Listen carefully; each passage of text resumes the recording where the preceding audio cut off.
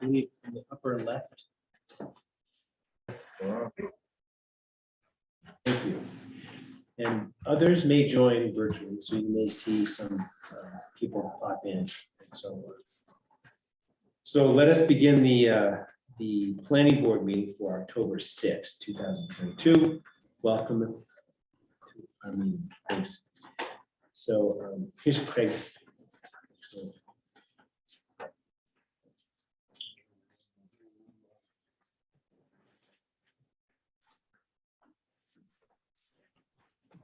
Craig, you haven't missed much. We just got started and we just started the recording, so we haven't got anything. We'll get into it. So on the agenda, let's see. New business. We got finished the Camp Moden application. Application. I don't have. It's this big book. Just the one right here. From A. Yep. Yeah. So I wasn't here in the first meeting, so do you guys want to use this? Or- That's one you said. I think I may have saved one. I'm gonna pass this on to Rich. There we go. I think I saved it.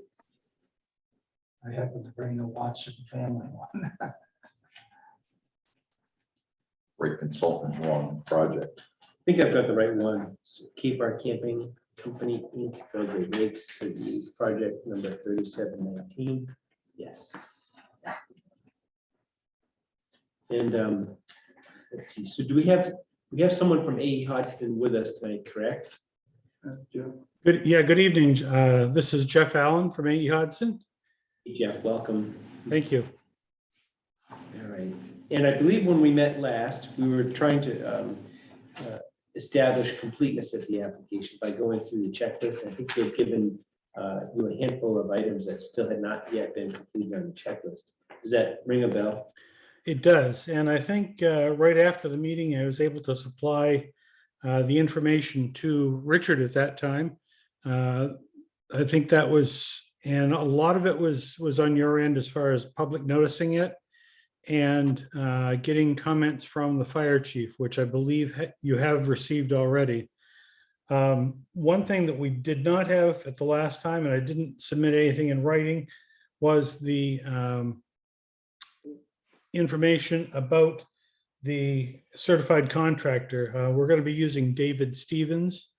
And he's worked with the town many times before, is a DEP certified contractor. So I would imagine we'll use him once the work begins. And I think that was, that was the only other outstanding information. Hans can correct me. It's nice to meet you. Nice to meet you, sir. Likewise, there was a signature from Warren Wilkin, and he has you signed for him as a signature date was sent to us. Yes, thank The you. only Yep. thing I have. All right. So, George, do you have the list of items No, I don't. from just one second. But you did. I tried to not lose it. So I mean, I have my own hand scratched notes, but right.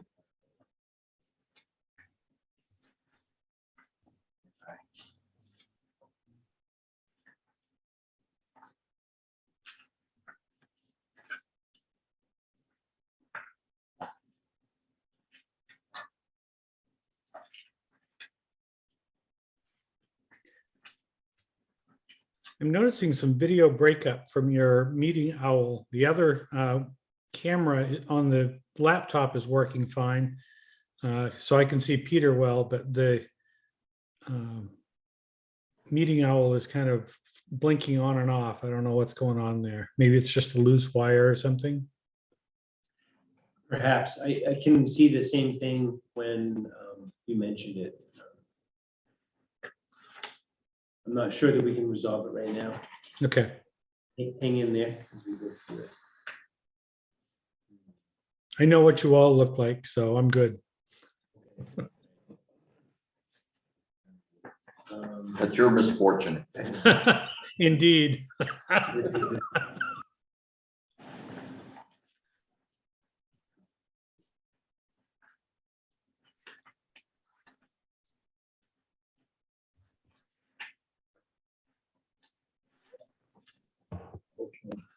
I think maybe it'd be best, if we go through the hand scratching you have, Okay, if you don't mind. no, What was the first one?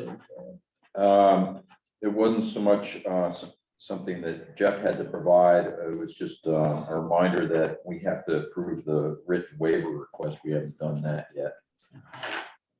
That was on the first page of the checklist.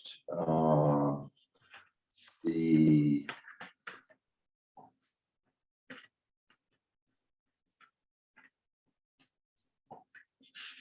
on the second page, Yes. copies of other required state and local permits. And I think that comes in stormwater too, but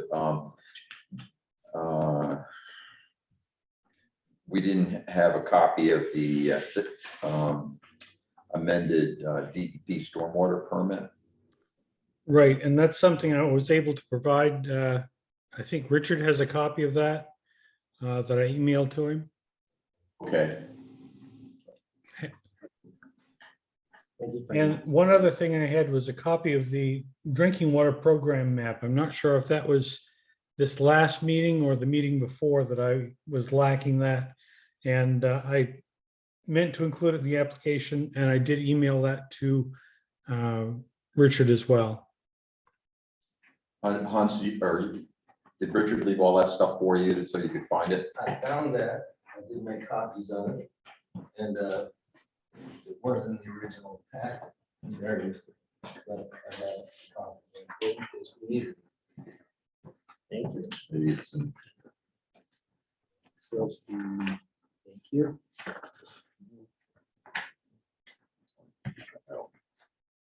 Thank you.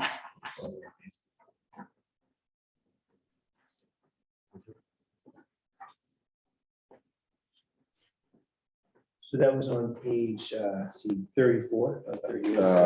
That would have been, At the top, there was a copy of the drinking drinking water, Up of 33. upper 33. Okay, Yeah. So do you want to take over on your? I'll do my best, because I have indication of where we had some stuff, yeah. Let's see, you've supplied, I think, the main DEP certified contractor name and number, because you just said David Stevens, and you just talked about it. And you sent that to the town, is that correct? I told Hans, I believe, and I think it was by email, but I do not have Mr. Stevens' number. He's worked numerous times with the town, and I was just told that verbally by Warren from the Camp Moden. So he did not have the contractor's number, but they're gonna have to come in for a building permit anyway. So would be an opportunity to get the contractor's number as well as to verify it's still active. Oh, okay. All right, thank you. We could handle that, just tie up that loose end through a condition.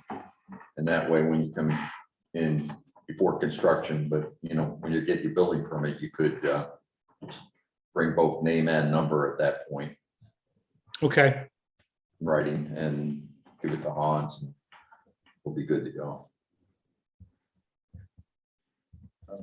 The next thing that I had indicated on my checklist that needed to be completed was the copy of the application provided to the fire chief by the planning board CEO, and of course, that wouldn't happen until we already know it's all complete, right? I thought Richard had done that, Or had he done it? Okay. I had that as something that still was and need to be done. I thought the fire chief had also signed off on it as well. That's my recollection. I'm sitting here looking at this, realizing I don't think I was here because this is all Greek to me.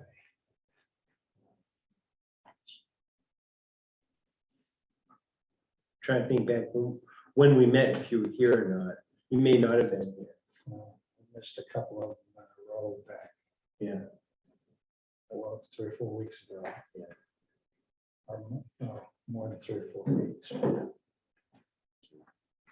Well, that kind of puts us in an awkward situation in the sense that unless Craig, you weren't here either, right? So, We actually can't access it. yeah, we can't vote on it. I mean, we have a quorum, so I'd say move forward, but I don't think we can approve, you know, the checklist, for example, or make any other decisions. until we have 3 members that were here. Yeah. You know, unless one of you guys feel like you've reviewed the application and so you're up to speed, but if you haven't, then, you know, you really need to recuse yourselves. This is the first time I've seen it. Craig and I are. Same with you, yeah, so that wouldn't be fair to you guys or to the applicant. Correct. So perhaps if we move forward, knowing that we can't as a board prove completeness of it, but have at least an understanding so Jeff knows where he is, right? So Yeah. we're making some progress somewhere. Yeah, Um, not the progress Jeff would like to see, but Right, Well, I don't believe we're going to build this fall anyway. So, I mean, there's no particular hurry other than it's just, you know, I have to keep showing up at meetings and, yeah, get it done. yeah. Right, yeah. understood. Okay, so Jeff, do you know where we are? I mean, first of all, planning board members, does that make sense? That we try to make progress knowing that 2 of us have seen this so far, but 2 of us have not? So really, from an approval of the completeness of the checklist, we can't do that, Mhm. in fairness to all. But we can make valuable feedback and if we're still missing something or if we miss something. Yeah. To my understanding, the only feedback that we had was to supply a copy of the DEP permit, the drinking water map. And the code enforcement officer had to notify abutters, so you could hold a public hearing if that had been done. I think, you know, I don't know what else is outstanding, other than, this is what was outstanding at the end of the September meeting.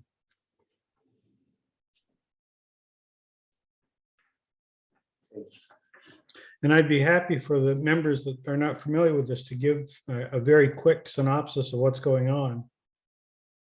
We may ask you for that. I want to make sure we get through what I think we had talked about at one point, and just correct me if I'm wrong.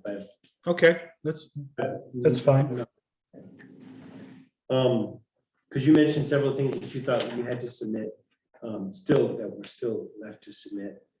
And Jeff, correct me if I'm wrong, on the next page, I had several items that included exterior lighting plan and specifications for lighting fixtures. Was there any? I believe I provided an email about lighting. Richard? They're going to be all downcast lighting. I don't Was have, it to Richard? yes, it would have been. This, Okay. I followed up immediately after the September 1st meeting, simply so we could, you know, get it while Richard was still here. Okay. And so perhaps Hans, as we go through these things, these would be items to look for, so we have that Yeah, I'm together. basically looking after the new items, like where he put the drinking water plant. Okay, I see a commercial thing. I'm not seeing lighting plan here. but, Okay. I can We'll look for it. certainly see something else. So Jeff, the next thing, we'll look for that, and if that went to Richard, we maybe Yeah. just an avalanche of emails, so we'll look through that. Yeah, well, I would be happy to send these all together in a lump. If we're not going to get this completed this evening, I could resend those emails directly to Hans. That may be easier than him trying to search for them. I think that's a great idea. That way it'd be on the top of his email. Yep. And if you don't mind, I'll just sort of identify some other things that we had, Sure. at least I had written down, if you don't mind. I don't know if we talked about this, a written statement from the fire chief on the capacity of the fire department to provide adequate protection. Did we get that? I thought at the last meeting that we took this up, Richard said that he had received that. Wasn't shared with us, but Okay, but he may have had it. Yeah, So, that's my recollection. I believe that's correct. I remember him saying that. I have not seen a copy of that myself. Yeah, I think Richard hassled the fire chief himself. okay, Okay, I'm still, apologies, Hans, 'cause it probably sounds like drinking from the fire hose tonight. well, I've got an email from the fire chief, but it's back in June 14th, it's prior to the meeting, so if you didn't have it then, you don't have it then. Okay, Yep. Back in June, he had questions about whether this needed to be sprinkled or not. I've determined it does not need to be because it's an open pavilion. You know, if there's a fire, people can just walk out the side of the building. Three sides are wide open. I recall that Yeah, discussion. I do too. The next thing I had was other information to meet public safety and emergency services standard, Article 6, Section 10.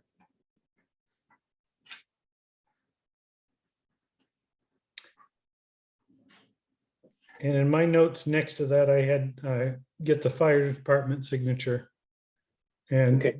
the stickling point was the sprinkler requirement. Okay. So that underscores the response from the fire chief, I think. So if you would look for that. Yeah, thank you. The next thing I had on my list here was subsurface waste disposal site eval form, HHE 2000,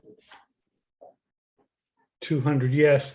200. I had talked with a site evaluator and we're working on getting an as-built plan because this has already been built and it was approved last summer. So he agreed that he would prepare an as-built plan and send it directly to you. I don't know if he has done that or not.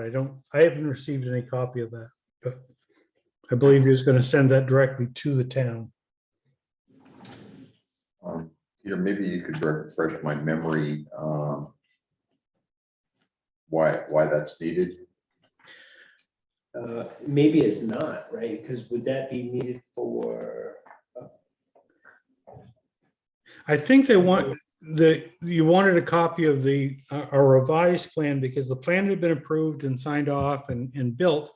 But during construction, they found an area of clay that was not discovered during the testing.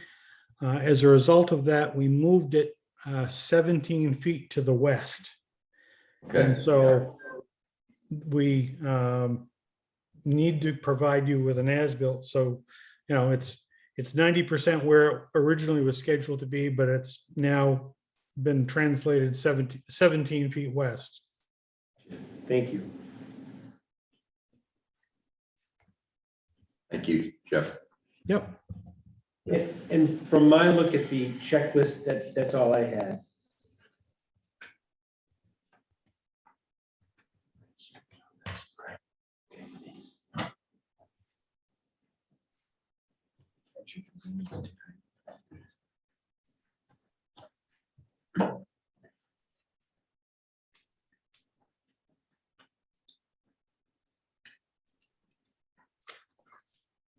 So I think my view is this, Jeff, if we can get those things, fill in those gaps, perhaps, you know, through the coordination between you and Hans and the fire chief, and then the person doing the HHE 200, that we could then come together, look at this checklist, and then work towards making sure it's complete. Sure. Yep. That'll be a milestone event. Right? Good. It will. But okay, that's fine. Okay.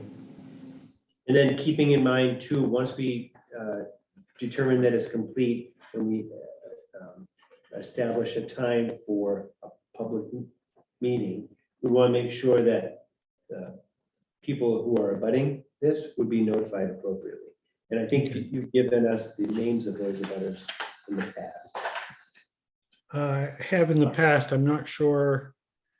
I think it's in the application. Actually, that's the town's responsibility to do that notice. Indeed, yes, good point. And so that can We be, we can find and that. it's all landowners within 500 feet of property line of the project.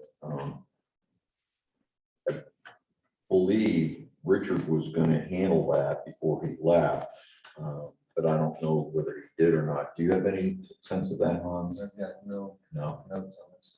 because I think our original intention was that there was enough minor stuff missing that we would hold that public meeting tonight to kind of move things along. But we can't verify that happened. Plus, we still don't have we're unable to vote on a complete application. Correct. So, the So are question you then. saying there'll be 2 more meetings, one to find it complete and then one to hold a public hearing and do a final vote? Well, what I was about to suggest was if we could combine it into one meeting, since what's outstanding is not major. Right. It's all very run of the mill kind of. I mean, you're right, Jeff, the ordinance calls for doing it in 2 separate meetings, but I personally am not, if it's, the items outstanding are not substantial, go to the core of the application. That they're more minor things, such as the case here. My personal feeling is we could, at the next time this comes up, vote on completeness. If there's any members of hold the public meeting and listen to whatever comments people may or may not have, if anybody even shows up, and then move on to the substance of the application and making a decision by the board. I can certainly move with that approach based on what we know about what's being proposed. Do the other board members feel similarly? Yeah. Yeah, I got a question. The fact that Craig and I weren't at the original meeting, is there a point where we could get to the point where Craig and I could vote? Or is the fact that we missed the first meeting throw you right out completely for voting purposes? I guess if not, we gotta make sure that Sarah's here next time. Yeah. we meet. Well, and she's missed tonight's discussion. Correct me if you have a different impression, Peter, but my sense, I don't know when this came up previously, but I remember having a look at the MMA planning board manual about the same kind of subject. And if you miss the meetings at which an application is discussed, you can still be part of the voting process if you, on your own, review the application materials and the record, which includes, whatever was discussed at prior meetings. And MMA actually recommends that you fill out an affidavit to that effect. I'm not sure that's necessarily needed, but in other words, you catch up. Yeah. It's sort of like, doing your missed homework when you're sick at school. We could be, if that weren't the case, you could be in a situation where Sarah missed tonight's meeting, Peter missed tonight's meeting. You got you and George and Peter, the only ones that can vote, because between the 2 meetings, we've only got 2 people that are both at both of them. Yeah, right. Yeah, no, it could unduly delay, unfairly delay Right. an action on an application. So there is some risk going forward in terms of being able to proceed in that if you 2 folks would like to participate in it, this next meeting, if you'd be willing to try to catch up, that would at least allow us to try to have an attempt to vote, right? Well, maybe we could, or you could, Peter, or Hans could contact Sarah and Peter Sargent and, get a determination from them whether they're going to attend the next meeting, that this will be on the agenda. That way, these guys don't have to I will ask Backtrack. Sarah and Pete if they. unnecessarily. So I will do that. Hans. I will ask Pete and Sarah if they would be able to attend the next meeting.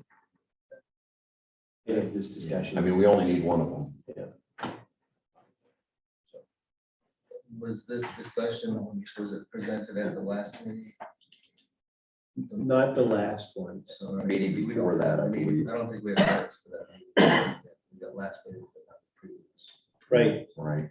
like, Right. was it September 1? No, so 4. It was an August 4th meeting was the initial presentation. Or no, I may have actually presented in July, then August 1st, or August 4th, September 1st, and tonight. So, So if we gather those minutes with the yeah, application, That would help. that would Yeah. be a lot of study. That would be. Mhm. would it be possible I could maybe set up a meeting with Rich and Craig and go through the application with them separately, or would that be sort of ex officio? I think if Sarah or Pete's gonna be here, that'd be the, Yeah, and I think you're right about it would be an ex parte communication kind of situation. Because it would have to be done in a public meeting and notified and all that. And I Okay. will read the application, look at the application, if I can get a copy. I don't have one. It's so exciting. You'll love it. I saw, I briefed through it a minute ago. Yep, I was gonna get some popcorn to go with it. There you go. So just logistically, Jeff, I'd like to make sure Rich has a copy of the application, that the publication that we have. I'm not sure if Hans has another one, but would it be possible to make sure that at least one more application, one more copy of this is made available for Rich? Craig has one. Thanks, Ray. stop in the town office. Richard gave it to me before. It's paying something. It's also the entire application is on the last planning board packet. It's available by PDF if you want to go through the PDF from the August or September meeting. Okay, that's a good point too. So there'd be some methods to get it. I just want to make sure we talked about a way to do it. If you need a Meeting- copy, Rich, just give me a call and I'd be happy to drop one in the mail, but there Okay, should be some floating around the town office. yeah, I would think that we only had 3 or 4 at the meeting when these were handed out, there ought to be a copy somewhere around. Right. Right. And I think Hans is digging for one now as we speak, so. So moving forward. I think we have. Success. I got Rich's copy. Oh, okay, so that's like the official copy. And we tried to lose each one that I'm might sorry, be able to just unbind it, run it through the machine. okay. Yeah, thank you. to expedite things. And Jeff said there is a PDF that is also so it's part of a board packet that we received. So, I mean, I, like everybody else, I picked mine up at the town office. so, all right, so looking ahead, is it fair to say we want to get this on the next planning board meeting? I think so. Which I would be, mean, this has been in the hopper a while. so if I'm doing my math right, October 20th? Right. Jeff, does that work for you? That does, I can do that. And then, so on the town's end, we need to notify a butter, so Hans, that would be something I think if you can help coordinate that, to make sure that occurs. And so on, and as part of the agenda for the 20th. Am I overlooking anything more? No, there's, I don't know if you've had a chance to look at that ordinance yet. It's the commercial development review ordinance, but there's some language in there, basically just a letter that goes to, like I mentioned earlier, all the landowners within 500 feet of a boundary. In the past, we've just gotten it off the town tax map and the tax record to figure out who those people are. In this case, because this is a really large property, there's not, I don't know if there's really going to be that many, but and it's just a matter of sending them a letter saying we're going to meet on such and such a date, such and such a time, and the purpose of discussing the application. Very good. Thank you very much. And then I just get the stormwater paperwork back, so I'm gonna focus. Do you want it back from what you handed me? Yeah. Okay, surely. Put it, I know it's here, and I'll make sure that everybody has copies. Yeah. Just kept everything together because knowing me, I might lose it, so. It was the stormwater, DEP stormwater. We've hardly lost it. I know. Here you go. Okay, Here there you go. Back. There we go.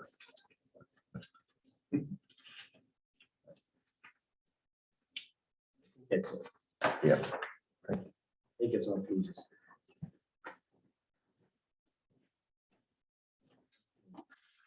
So with that said, we're looking forward to having a meeting, a public meeting on this, on the 20th of October.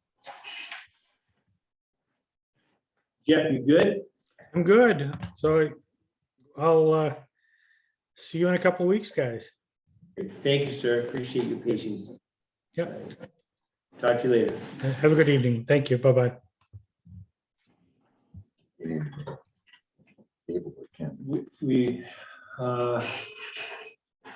Would it make sense that officially we, Well, they don't have, they can vote to table it, right? correct? Yeah, so I make a motion to table the application for Camp Bowden until next meeting. Okay, the motion? And seconded. Any more discussion? Thank you very much in advance for participating and catching up. So, well, good. All right, all those in favor will do a roll call vote. So Rich in favor of tabling, George, Yes, Craig, and two. So that's 4 in favor, none opposed. We'll see you on the 20th. Next up, after this is all new business. So shoreland application. So John Alpha. Ron Dunn is doing the construction. The location is at 11 North Whiting Road, map 12, lot 11. The purpose is to renovate and raise an existing camp 2 feet for pipe access and ventilation. We propose to reconfigure decks and steps per the plan to remove 1 deck and canopy, 71 square feet. What else we got going on? Want to lead us through this? Sure. Thanks, Andy. Did everyone get applications and copies of the permit by the rule I and all that? yeah, that's all in here. I did have to go to the town office to look at the site drawings because of the Yeah. size and everything. There's big ones over there. I did give Richard a whole bunch of 11 by 17s too. I don't know if that made it through to you folks. No. Not at this time. You want to bring over a couple of the big ones? Yeah, that would probably be helpful. Okay. 11 by 17. Oh, yeah. It does pose a problem going from larger. I did one with this small, so I can't put some from Richard. Yeah, I don't know if anybody else looked at this. The big ones are fine, but there's some smaller I think the two big ones. architectural renderings from Hammond lumber. Even those, I wish I had brought my magnifying glass to get some of it. There's a big one. Okay. Yeah, let's lay it down. Yeah. There's a big one.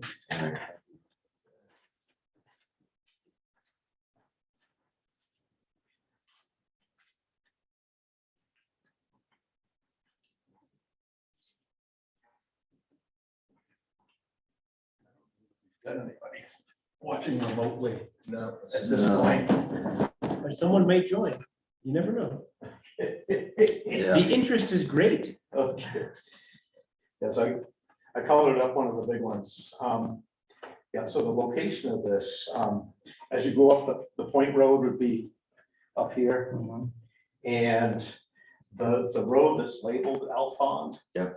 It would be farther north. When you come back, the next road to the south is what they call Whiting Road. And it goes straight in, and when it gets down to within, like 200 feet of the lake, it tees. And so this is North Whiting Road that we're on. And so I did kind of color it up. And whereas the Alphon property is huge, it's got a whole bunch of buildings on it. Right. I asked Richard, and I think he did, came in, he said he did. I recommended that there's a boathouse here. And the next residence is here. That we do 10-foot setbacks off of those two. And go back to the 250-foot mark. And use that as the base parcel for all of the calculations, the impervious percentages and all that type of thing. Yeah. Rather than trying to do the entire Alphon Holdings. Yeah, that's always been problematic in Yeah. past applications on how Yeah. this, common and undivided ownership stuff is confusing. Yeah, yeah. And in the application, you'll see the right title and interest Yeah, stuff. And so we did that, and really, the only thing that's gonna change in like the unvegetated area calculations are the proposed additions on the sides of the building. It's just portions of the building. As far as any of the site stuff, nothing is going to change. And so, excuse me, did you say the height isn't gonna change? we're asking, For 2 feet, right? 2 feet. Oh, okay, I'm sorry, I Yeah. misheard. yeah, that's one of our requests on the application. That's what I thought. Yeah, so the septic is way out back across the road out of the shoreline zone. Currently, there's between 4 and 5 bedrooms in the house. A couple of the upstairs bedrooms, is it or is it not a bedroom type thing? And the proposal is gonna end up at 4. Okay. So we're either, we're the same or less. Okay. So we're not adding any bedrooms. Yeah, water is from a drilled well, feeds the neighbor's house, and then we tee off that with a seasonal line that comes over. Our septic line is seasonal as well. They're on the ground. Electrical, there's a transformer pad here, and it comes underground down the driveway. So those are the utilities. Yeah, so we're then, you probably figured out by now that this building is blown up here. Yeah. Okay, so. Find the data.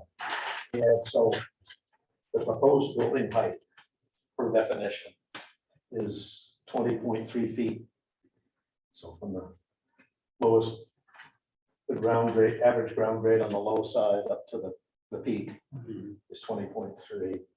And they'd like to raise it 2 feet even to allow for ventilation under the building and, yeah, be able to get in there and work on pipes and things like that.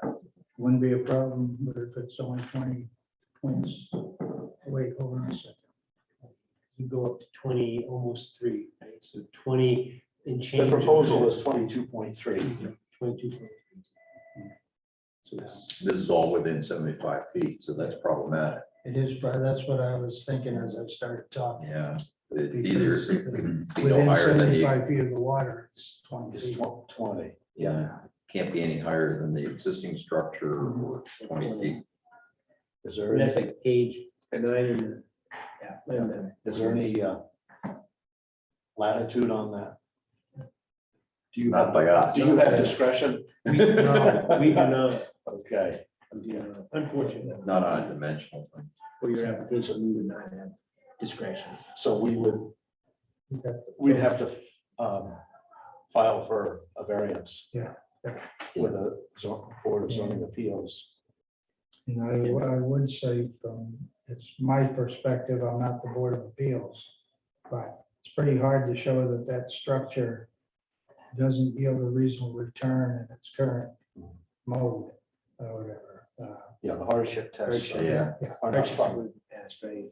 Yeah. And then the other test would be if we administratively did something wrong in our processing of the application. So we're gonna try to be as thorough and complete so that you have all the information Right. for you. Okay. And then, so that's the height. The major part of the project is a total renovation of the interior of the structure. And then the other items, and I forgot to introduce Art Pioli, who's here as the architect for the design of the building. Yeah. I've shown in crosshatch what's gonna be removed.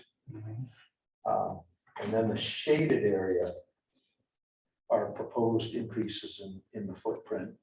And they're all the decks and steps are, To accommodate the 2-foot height,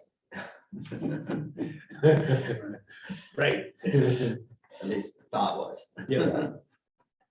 Understood. And the water's here. Yeah. And you're adding, not in the direction of the water, but. Yeah. I guess, there's nothing, okay with that as long as within 75 feet of the water, you're not more than 1,000 square feet. okay, and we're more. Because it would go from. You mean, Rich, do you mean 1,000 square feet? That's Footprint. added? No, you can't have more than 1,000 square feet within 75 feet of the water. Or what you already have. Right. Right, And that was where I was going with. right. And the entire structure is within 75 feet. Right. Because if I'm reading this right, It is. it's here 2948. And they're proposing to, after they add that, that it would go to 3251. Yeah, I don't see how that would work. Yeah, no, that also is problematic. And we can cite the ordinance pages for you if that helps. I mean, I would want to do it anyway.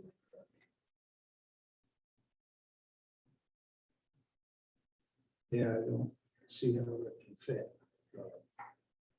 As proposed.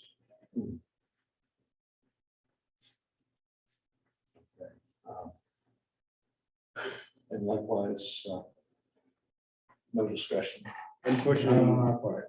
not on our part.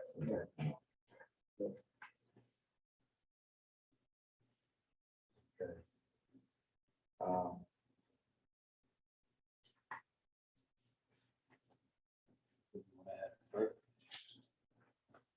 Just trying to think, so we're already above the 20-foot within We are. 75 feet. For 3/10 of a foot.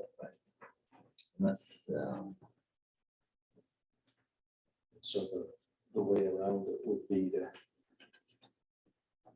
redesign the roof.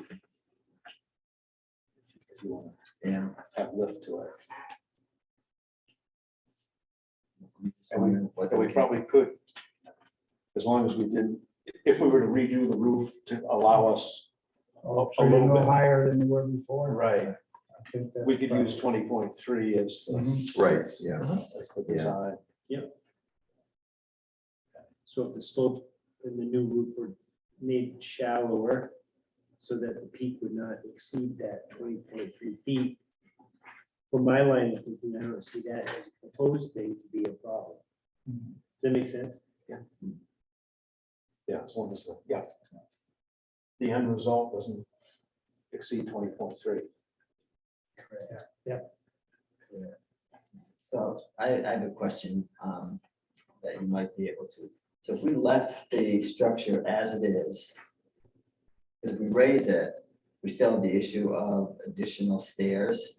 So we'd be increasing the square footage of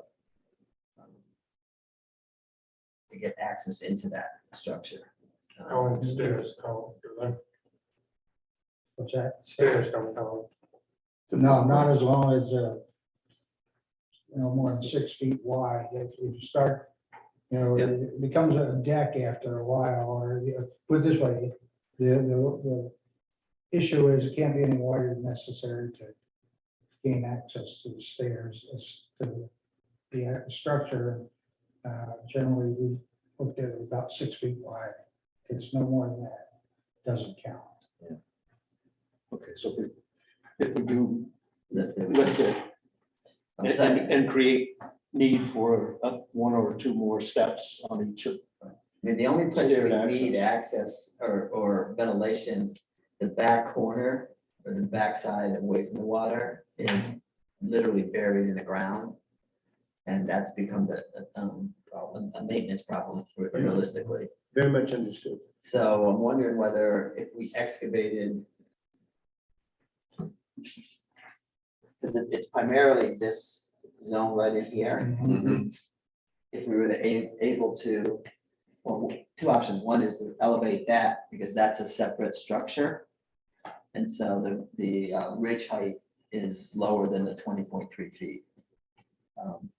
But I guess my question would be, would you have the ability to approve if we were to elevate that and excavate to get air and circulation under that? Would that be feasible? Yeah, that'd be less than 20 feet.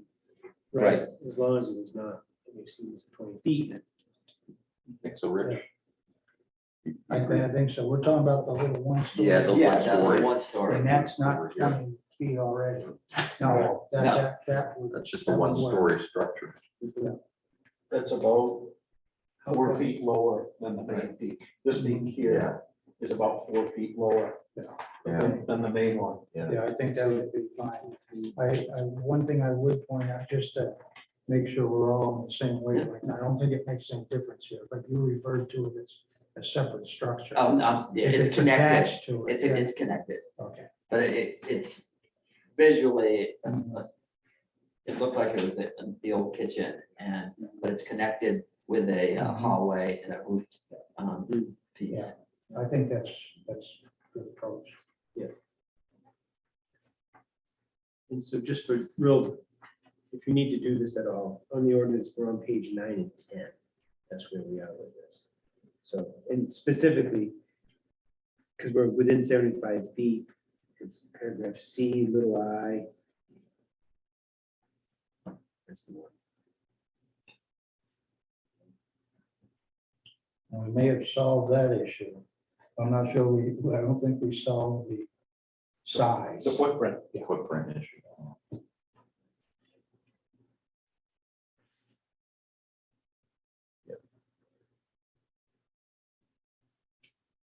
Okay. Question for you, and well, all three of you. So that we have all the issues out on the table, and I'm not sure if this is an issue. In fact, I'm doubtful that it is, but in the ordinance, when it talks about putting in new foundations, Mhm.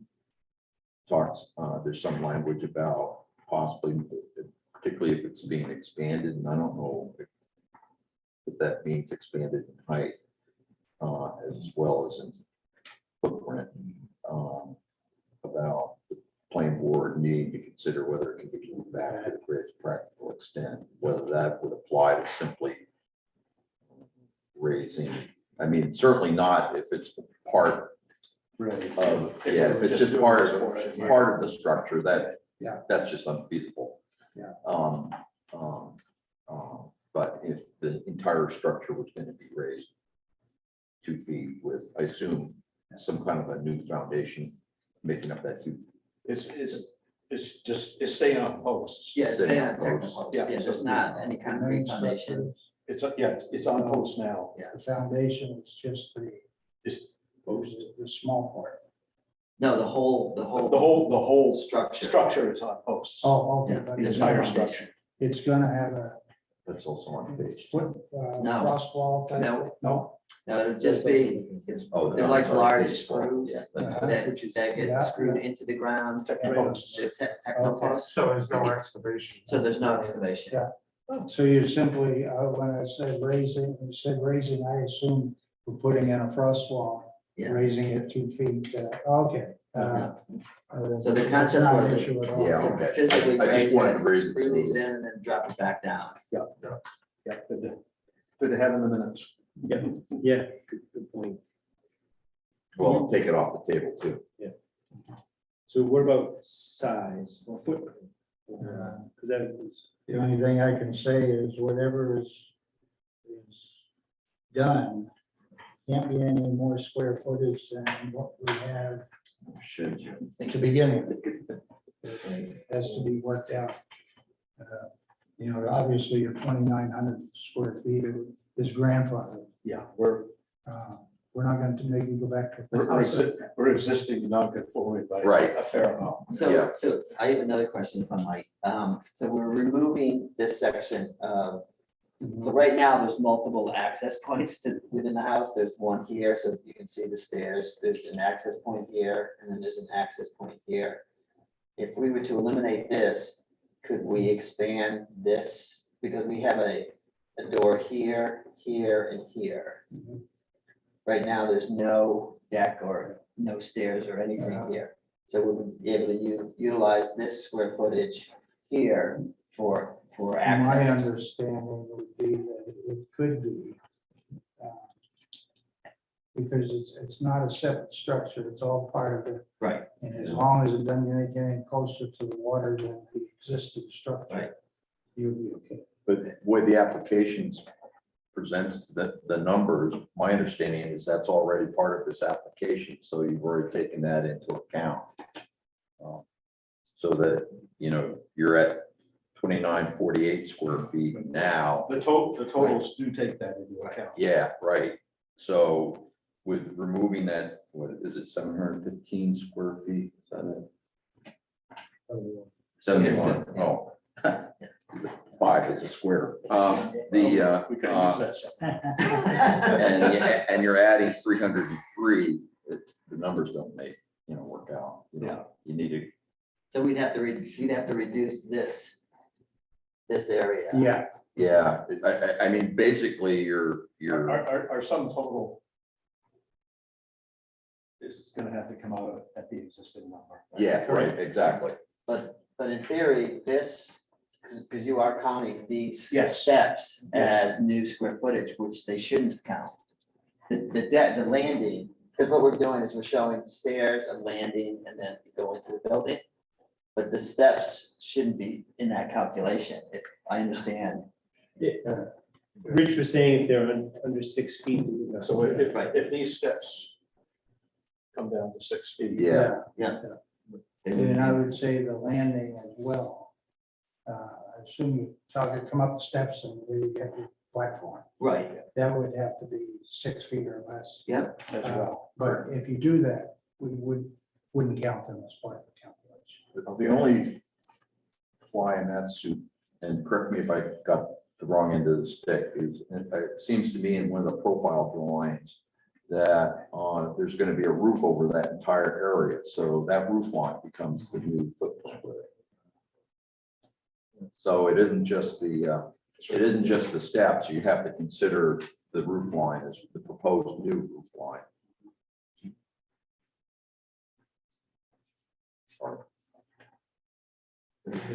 So, but you could have just a set of steps there. Yeah. That's kind of the raindrop test. Yeah. with- Does the raindrop hit structure or ground? but we have some, excuse me, we have some area. I mean, if we were to take this 71 square feet and divide it, where there's a little roof area, we count it here. And then we reduce this deck, but just give it an access to the 2 door or 3 doors, because there's one here, here. And we maintain that 6-foot rule, then those wouldn't count. Yeah. And so we would be able to stay within that existing square footage. I think that would, work, wouldn't it? If it would, then I think so. Yeah. Yeah. I mean, at that point, you're just building stairs, basically. Right. All right, so the big question is the ability to get some ventilation under it without elevating it, or maybe partial in back. Right, without elevating the main ridge. portion. Right, right. The rear portion could be elevated. Is it rotting back there? Yes.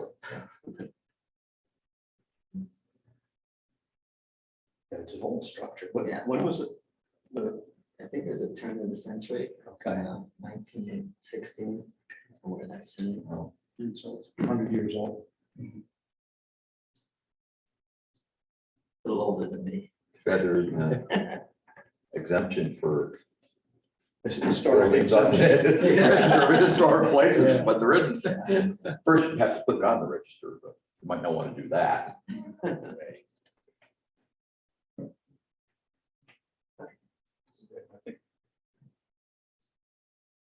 I think I know where everybody's Yeah. coming from. So do you think it would be wise to consider withdrawing your application, reconfigure and then come back, or? how might Yeah, We'll we'll table table it. it. Yeah, If you let's- withdrew it, you might have to have another fee. Yeah, no, you- Yeah, table. You don't want that. Yeah, but if we want to keep our foot on the agenda. yeah. Yeah, that's. I mean, even if you're not ready to bring it back at the next meeting, we could keep it on for a couple meetings anyway. Yeah. As a table item. Before we actually, We'd like to come back next meeting as old business if we may. if and when we do table it, before we do, I guess we ought to make sure that there aren't other things, that stare out at us that you should know before you go back. Yeah, You yeah. don't want to come back next meeting and Have say, something well, we, pop up. you didn't do this, we didn't tell you, that was an issue. So I guess I'm not suggesting we at least look at this and make sure that there's not other outstanding. Yeah, the only other question was the one that I asked, that I have about the Moving back. moving back, and we've answered that, so I'm good. Now, one of the things that I noticed is there aren't any photos. There are, If you go to the PBR. Yeah. Well, I got 3 on here. The last 3 pages are photos. Okay. I don't know if you guys got the entire PBR in your packet or not, but. I'm good. Okay. Yeah, Okay, yeah, no, I saw the photos, Rich, when I went to the town office, to pick up the package. Hans had emailed me and let me know that. that's in good shape for a 100-year-old structure. It is. Except for that back Yeah. corner. Yeah, So if you're gonna excavate underneath the house, you're gonna have to present a drainage plan or? make a little plan? Yeah, we'd have to design the earthwork that's gonna be, that's gonna occur. And being in the back section like that,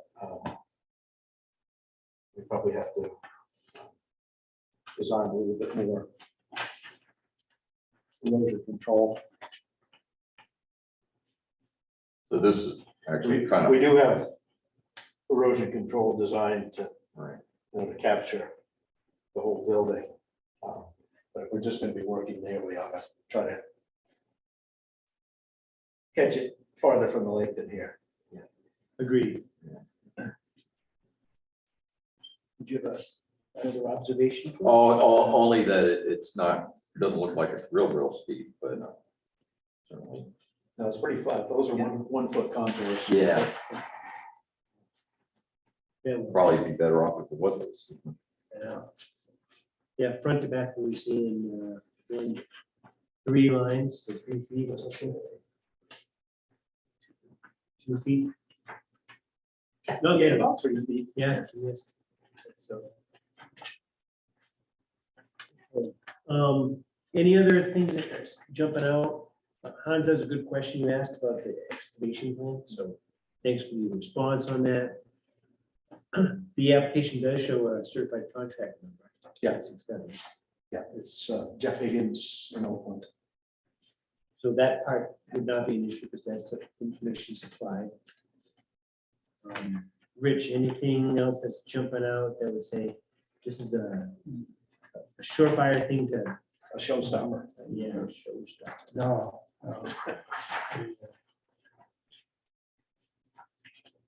Can I ask you a question? Is that? Yes. I was just wondering how you gonna raise that. Yeah, so 2 that's- feet? Yeah. That's standing over here, taking a photo toward the building there. Yeah, okay. I was just wondering how you're gonna raise this 2 feet, you're gonna modify where it's attached to the other stuff? I guess you have to- Well, originally it was all gonna be raised, so. Yeah. Okay, Yeah. that makes sense. Yeah, Art's I gonna just- have to do some design on how the Legos are put together now. No, other than that, I'm fine. Yeah, that's gonna be the question, whether we, It's a good point. whether we can, John, whether it'll be. Yeah. up for- I'll have a step inside the house.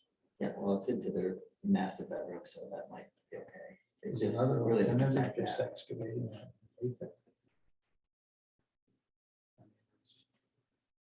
Except that you might just have a puddle of water. Yeah. I was just thinking that maybe it could be done such that it's the slope just, what my comment was, is it possible you can do what you need to do simply by excavation under the building? Get the, in front of it and down. I'm not. Leave the building at grade and just Yeah. do Yeah. earthwork. And I'm not suggesting that I know what's right or what's good. It's just something I thought, well, if it's a real hassle.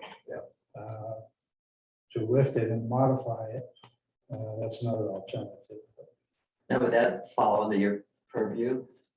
To be able to- Because that is an option. I mean, I think the key thing is to try to protect this side. And, Yeah. and if we were to excavate, leave it right where it is and just excavate that Yeah, side. it would involve We'd have to permit- modifying your PBR with DEP. We'd be doing some earthwork. Yeah. Yeah. And, you know, and also as far as your ordinances go, you know, I know like the 10 square yard, Yeah. Yeah. the 10 cubic yard And is a the- threshold. The real issue would be that no matter what you do, stormwater runoff needs to be addressed. If you got the roof line coming down, I'm not sure how it goes, but excavate, so you're now sloping everything on a slope down toward the water, that's not, put it this way, you'd have to address that. Yeah. We don't want to increase the runoff to the lake. I mean, I think to answer the basic question is, your basic question is, yes, it's something that we could approve. You know, just with proper soil erosion. Proper design. Yeah. Right.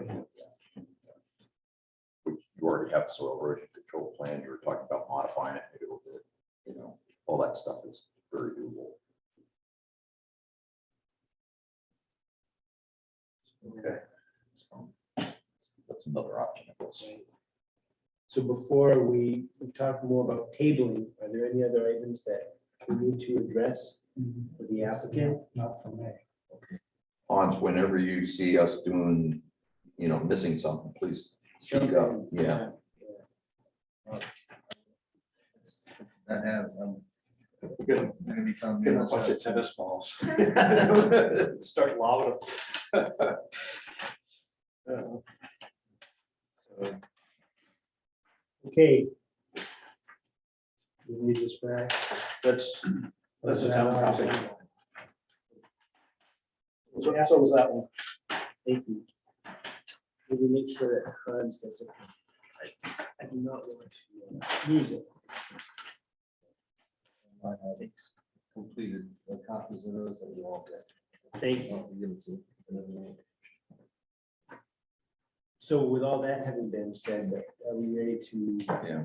yeah, I'd be willing to entertain a motion to table. I make a motion that we table this application. So that the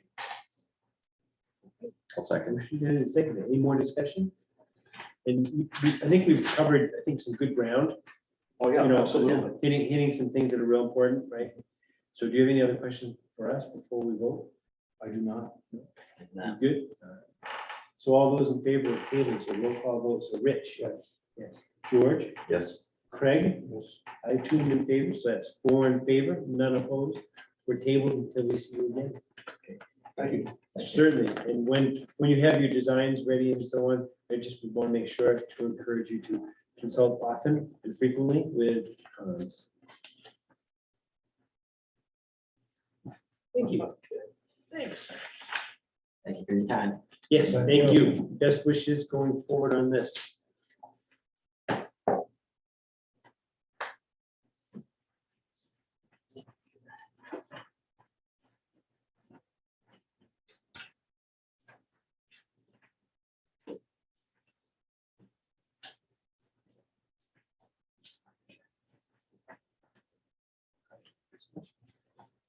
Okay, Oh, I've got one quick question. If the client wants to watch the YouTube, when does that do that? So, You know the answer to that? Hans? It's outside my favorite. I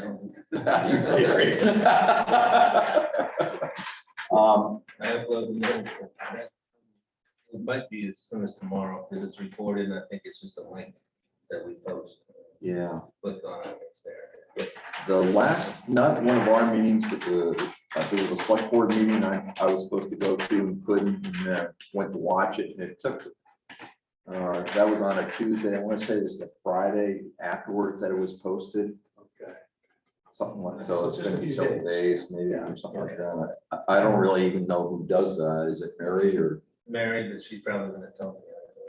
Oh, okay. Then it will be in your paper. Yes,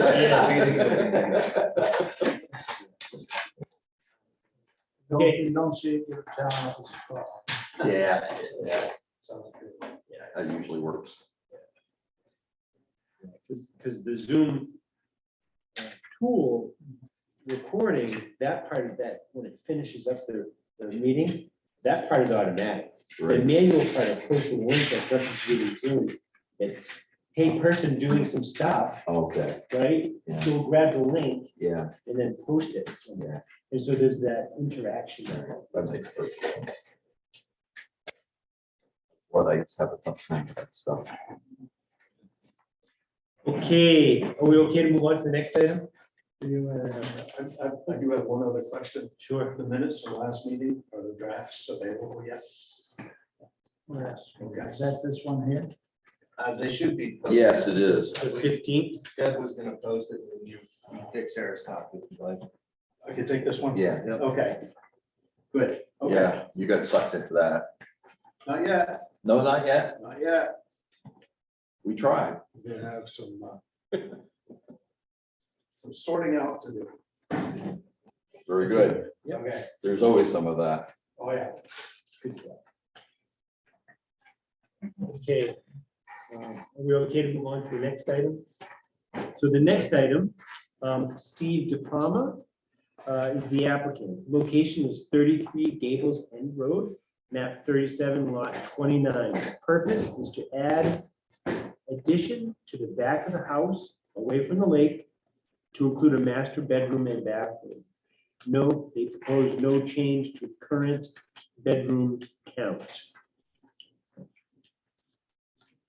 Thought you looked familiar. You were in front of us not too long ago, right?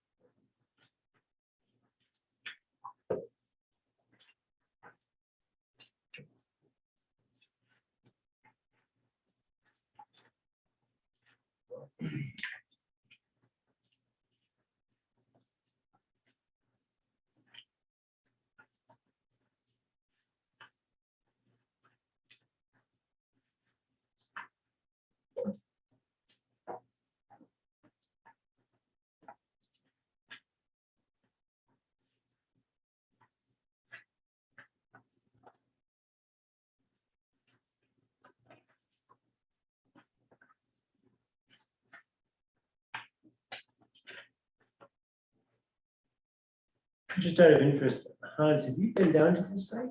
I have. Site visit. I have my own set of concerns outside. this building. Okay.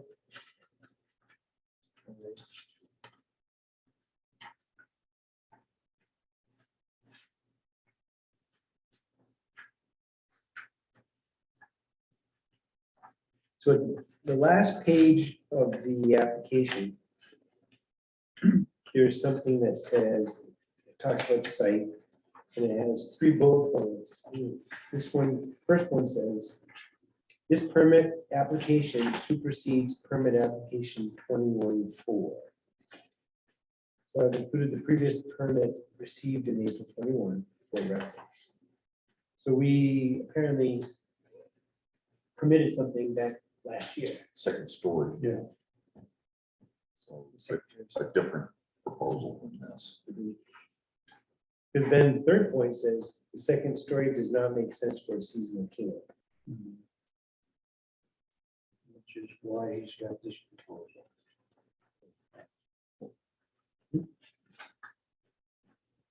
Okay. All right. Okay, what questions do we have at this point, or concerns? I have a question.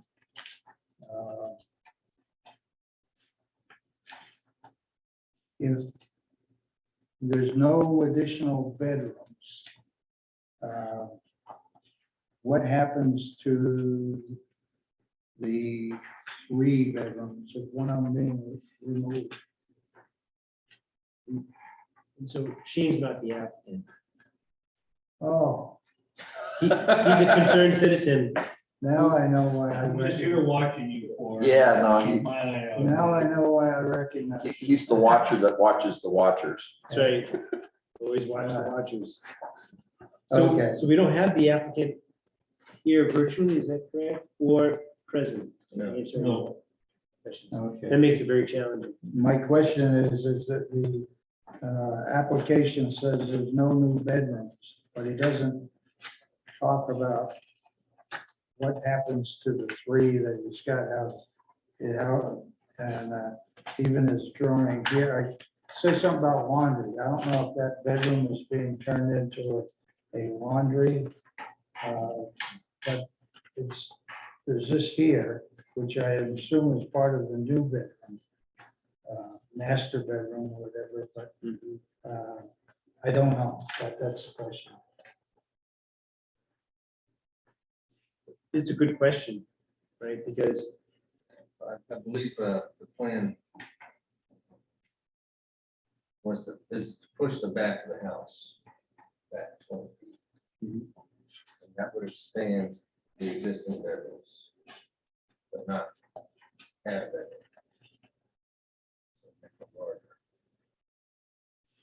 My concern with that is they've only got about 24 feet between the back of the house as it exists to the retaining wall when they want to put septic.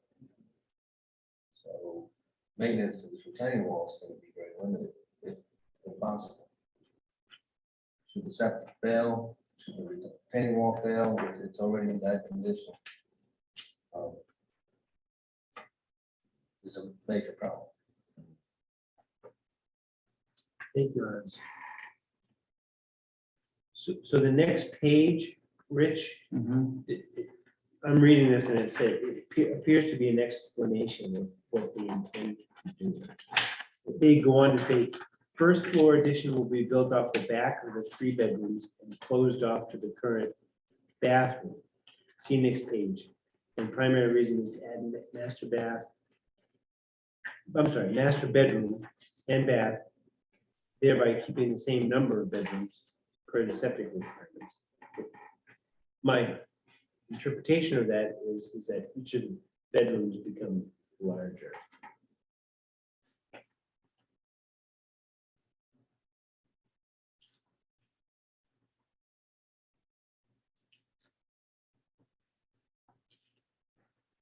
I have a logistical question. It's really how much can we do without the application? The applicant being present.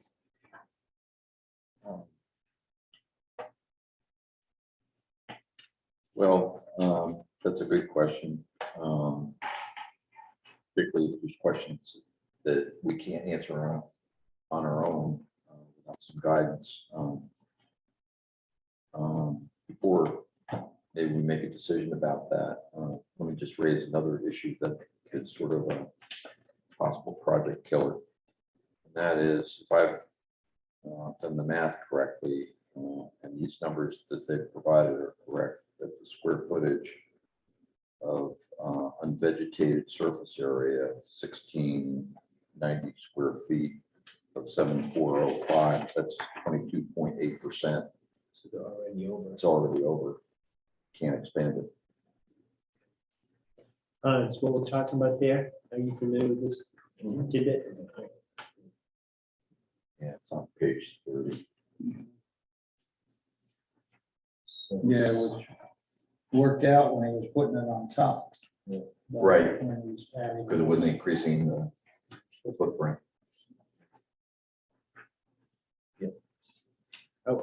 To me, that would be a killer.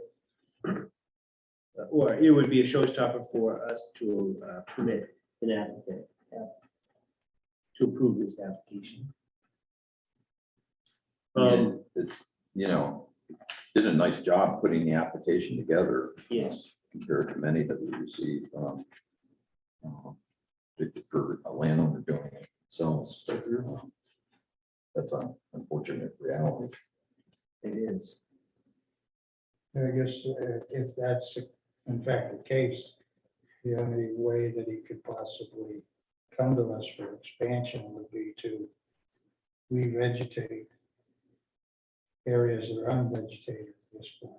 Yeah, and we can't tell from the site drawing. No, And that might be a good reason to have the applicant here so we could explain that issue. I agree. Because we have had at least one application that I can think of where an area that was unvegetated was vegetated just to help with that. Yeah. I think it was one on Salmon Lake. Yeah. And, given the beauty of Zoom is that somebody can be in Tewksbury and attend. Yeah, and I'll take some responsibility for his absence, because I did leave a message. I never did make full contact with him. I did not pursue following up. So if this is something that people usually care about, that's my assumption. I'm sorry. I was gonna just mention, thank you for saying that. I really appreciate that. And should anybody ever ask, I would always encourage the applicant to attend. So feel free to pass that along to any applicant. That way, It's almost always in their best interest. Well, it's always in their best interest. And if you can't come, or Massachusetts, the Zoom works fairly well for at least. Problem is if we need to modify something, Yeah, he can't be can't, there to do yeah, it. but Correct. still, But it's better than not having any input. I mean, I wouldn't feel particularly good about denying this permit without reaching out to the applicant again. same. Well, So, So I would think that we'd want to table it, so if he wanted to withdraw it, he could still rely on the old permit. Yeah, because his old permit, you It's know. still valid, as long as it didn't expire. As long as it's not expired. Correct, correct. Still do that. Yeah.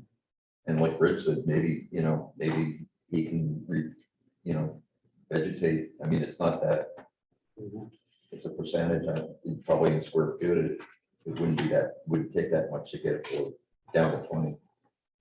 It's that, I don't know, I'm not familiar with the property. I don't know what you think, Hans, if that's even, Well, it looks like it's a postage stamp, but it is, it's not a big property. I think the septic plan can work. I think it's viable. My greatest concern is, if he goes up, like the old permit, there's still room to do maintenance to this retaining wall.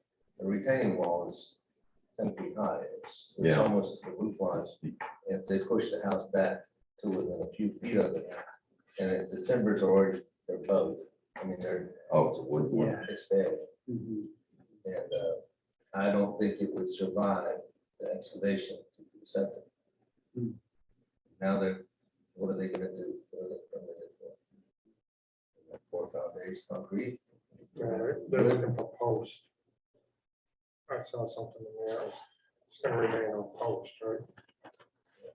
So I think another engineering report might be. The site evaluator next to the retaining wall. The condition of it. I think that's it. So that would compromise the septic system. Especially if they're trying to put cars on it. I mean, they already are putting cars on that area. But antiseptic, you're putting moisture there Yeah. behind bad timbers. It's a recipe for it. Oh, yeah. Yeah, no, Craig's right, it would be all on posts. Detailed drawing from him. So maybe Craig, to supplement what you were saying is that, maybe, yeah, I like the idea of a tabling this application to allow the applicant to consult with the CEO and or others, engineers, whoever's proper, to come up with something that could work for them, if they choose to pursue their original permit, if it's not expired. Or if it has and they want to go forward, something that is altered that does not run into the issues that we've already identified would be an option for them. But they would have to consider how to accomplish that. I think we've touched on a couple of real big points, right? For that. So getting back to the issue that Hans has raised, this was approved back in 2010. I think if I have that right. Oh, the septic plan? According to the HHE 200. Yeah, and the septic plan carries good. It's just what's holding the septic in place. That's the problem. Yeah. I mean, this raises our authority is planning board versus Hans' authority is local plumbing inspector, of course, different. And ours is limited with regard to septic in the sense that if a system is failing by the definition in the state plumbing code, it's still bubbling out of the ground. We can't approve an expansion or an addition or anything like that. But an issue like what you're describing, which is sort of in anticipation of what might go badly, which I think is a valid concern, but it may not be something that we as a board can address. We wouldn't have authority on that Yeah, aspect, but You can ask the questions. You can ask the questions in their process. Yeah, no, we can't ask questions and make sure they're aware of the issue. Unfortunately, I personally don't know enough about plumbing code to know, the finer points with something like with regard to this. We very much have to rely on you for that. And the plumbing portion of it looks fine. It's the structural part. Yeah, no, it's, otherwise it's just that one hell of a mess in your house. Oh, my gosh. Well, my thought is while they're trying to actually put in the septic, then that might be something they should do first. If the retaining wall fails at that point, it could destroy or damage part of the structure. It's going to seed it, whatever. Yep.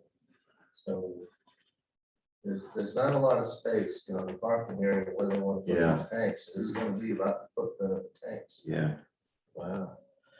I want to make sure I got this right, because maybe I don't. I mean, this was approved in 2010. Was it not constructed at that time?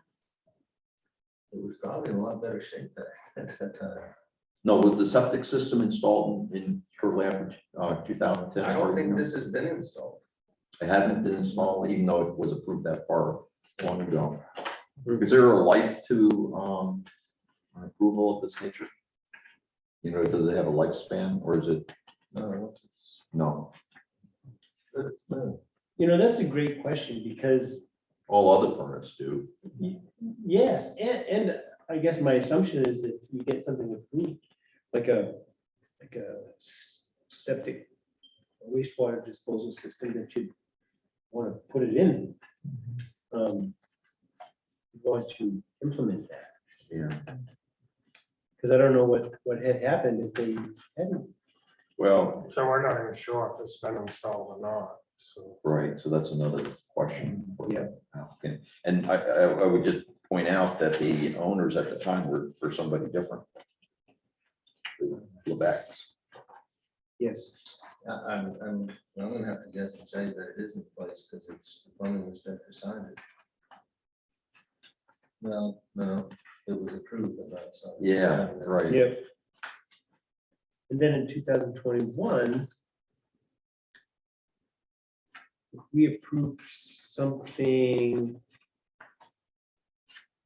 for the current applicant, which would have been the De Palmas. Would we have had need to look at a wastewater disposal system? As long as they weren't adding bedrooms, we wouldn't. Yeah, we wouldn't have. That's correct, isn't it? I believe so. Yeah. Then the only other thing is if this was a transaction that changed hands from the Levex to the diplomas, there was a transaction that occurred. That occurred after the time when this ordinance was amended last or approved last. Didn't we have in that, you have to have a system inspection at the time of the sale? Yeah, but it depends on, just because this is in 2010, doesn't, Yeah, right. I mean, when did we do that? Probably 3 years ago. Yeah. I'm gonna Let's say the see. septic is in place because line 6, existing sewage disposal type of application. It says new 2010 proprietary device. Yeah, so it's saying it's installed right there. Yeah, Yeah. good point. Okay. But the ordinance requires a copy of inspection report if after the 2018. 18, right. So that's something that's missing from the application. So that's a good point to bring up with the applicant. Then we will get history of what occurred. right?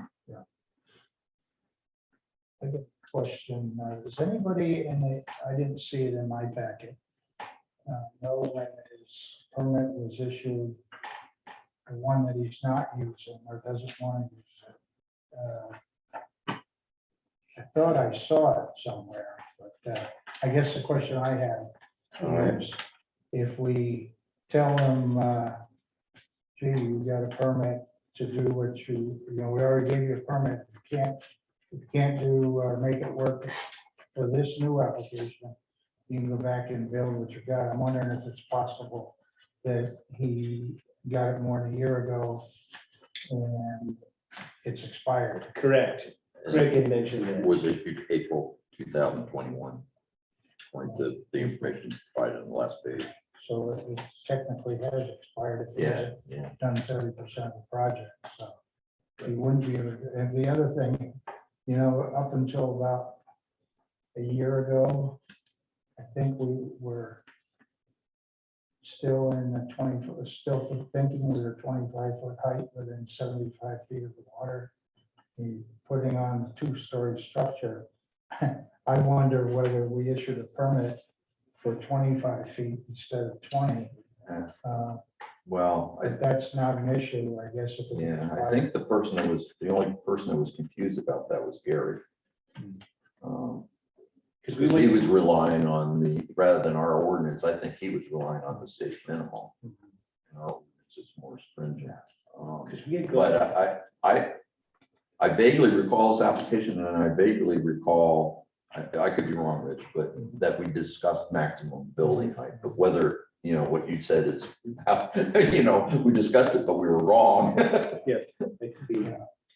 Either way, we have his application in front of us. Yeah, I mean, yeah, this is what's before us and the old permit, you know, is essentially irrelevant at this point. Because based on what we know or don't know, we're thinking that he has not done 30% of what he proposed was permitted to do. Right. So based on the language we have now, it would be expired. And, you know, But I think the right course of action is to table this and ask Hans to get in touch with him, with the applicant, Mr. De Palma, and point out the issue with the percentage of unvegetated lot area in the shoreline zone. And also the fact that the application is missing a septic system inspection. I think those are the two primary issues. The From our- other issue. From our, The other issue or question I had, and I think it's okay, I didn't actually sit down there and totally calculate it, but he's going from 768 square feet to 1104. We have to make sure that 1,000 of that is less than, or no more than 1,000 of it is less than, so that the 104 additional feet has to be back more than 75 feet. And it was. And I think it looked at is. Yeah. Thanks, yeah, Craig. when you did that, I started to, So we're 64 feet to the front, and each of these squares is 3 feet, so, well, actually, it's 3, 6, 9, 10. So a good portion of that, so right where the bath is, Mm, right behind that's a 75-foot mark. right. Yeah, and that's definitely more than 104 square feet. But that's a good point. From, well, that's 6 by 24, yeah.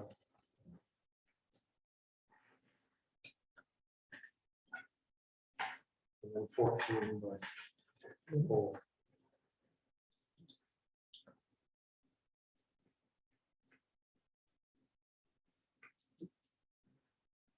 Yeah, so it's borderline, so we want to be checking that out. Yeah. Good, very, very good.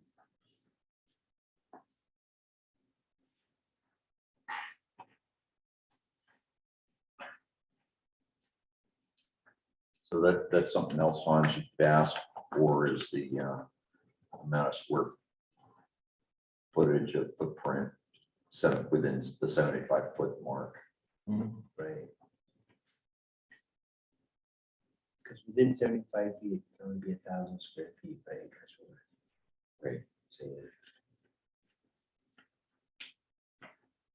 So there are three points from our perspective, and it sounds like there's probably one, at least from your perspective, to follow up with the applicant. Any other items on this application that we need to highlight for the applicant? Because if not, I would entertain a motion to table it until further notice. I'll make a motion to table the application of Mr. Steve DePalma. Pending his, pending additional information in the future. And second, any more discussion? So all those in favor, roll call. So Rich, in favor of tabling? Yes, George? Yes. Craig? Yes. I too am in favor, 4 in favor, none opposed, it's tabled. And I want to wish him the best of luck. Make sure I hope he's in contact with you and gets all the information that he needs. So goodbye. Okay, so those are those 2 applications under old business. Nothing's listed. CEO update. Hey, welcome. Yeah. It's your first meeting. That's the update. You're here. That's the update. You're here. I know your first name's Hans, so I don't know the last name yet. Rasmussen, Pardon me? Rasmussen, Oh, okay. Danish and hard-headed, bad combination. You're in good company, man. Yeah, exactly. And then, let's see now, we do have the minutes from the 15th. We have Peter, George. Craig. I just saw them tonight. I haven't had a chance to go through them myself. I have not either. So I would just, I guess, ask, do we want to do these minutes now? My thought would be, Yeah, I mean, it's George pretty. saying yes. Oh, well, I think so. I was thinking 5 pages, maybe just put it next time, but we really haven't been here more than 2 hours yet, so. Right? I just the only reason I'm shaking my head right away is let's get her done. Yeah, I would be We got happy to. few enough think minutes we- on the approved as it is I was gonna say, I think we've probably got 6 of them in the hopper somewhere, don't we? somewhere, I think whatever, so. wherever the hopper is. Are those the minutes from our Yes. was here meeting? From the Yeah. 15th. Okay, I had some things to discuss, like on old business for that, before you guys approve the minutes. Or I guess maybe you talk about the minutes and then if there's, because there were things that were said that I'm not trying to challenge, but I just thought they'd serve discussion. Okay, well, maybe it would work best if we had an opportunity to review them, because we just got them tonight. That's and fine. then- I just don't know how it all works, so that's Sure. and pretty then- much why I was Yeah. here. Yeah, let's do that. So if you don't mind, we'll review and then Sure. have a chance to go through some stuff. That's that. Does anybody know who put these minutes together? Sarah wants? Sarah. Oh, Sarah, that's right, Sarah did them. Oh, okay, That's why they're so long. yeah. She That's what doesn't- you get when you have somebody thorough. She doesn't know how to spell Mr. and Mrs. Chaput. They misspelled them. Pardon me? They misspelled my name. Yes. Yeah, I can look. got Shane right, but she's got SHAPPU. I get worse than that. Phonetically, maybe. I get worse than that.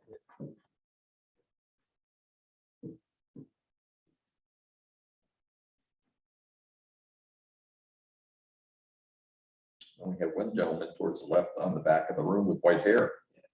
And 2 others.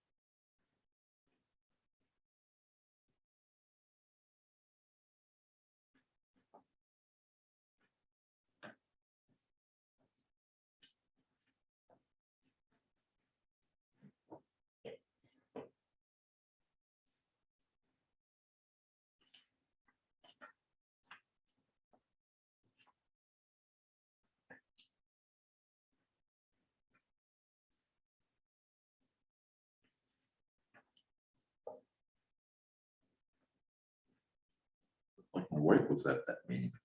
I saw that too. I didn't know that. But she didn't either.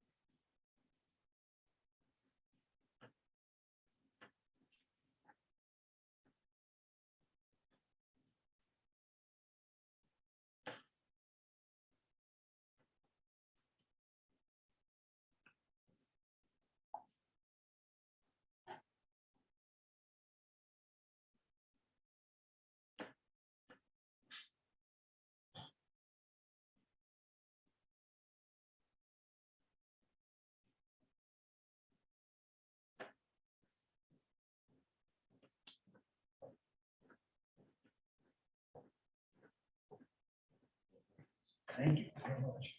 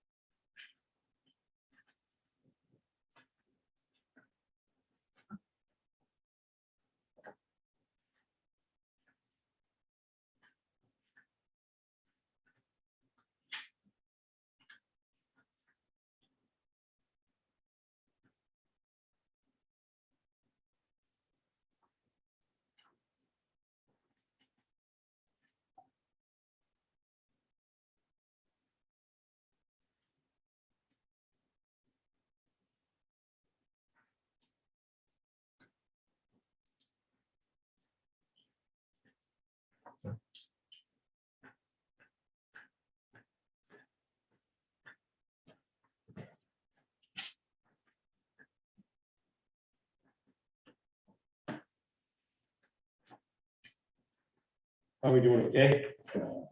Got through the minutes and stuff? So I know, you want to have some comments. Should we do edits first or? I'd like to hear what Shane has to say. Yeah, I did too.